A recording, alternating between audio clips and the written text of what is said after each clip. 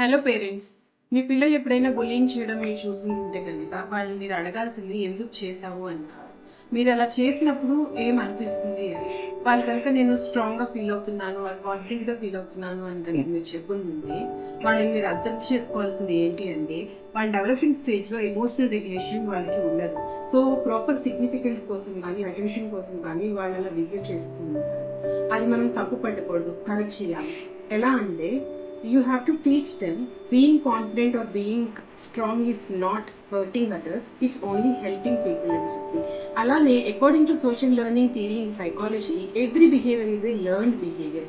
పిల్లలు మనం ఏం చేస్తే అదే చేస్తారు. పేరెంట్స్ నుంచి కానీ, టీచర్స్ నుంచి కానీ, ఫ్రెండ్స్ నుంచి కానీ నేర్చుకున్న బిహేవియర్ని ఇలా బుల్లింగ్లో కూడా చూపిస్తూ ఉంటారు.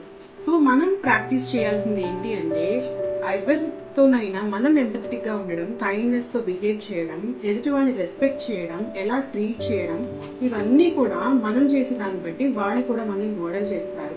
So be kind and be empathetic towards people and teach your kids also to be in the same way. Thank you.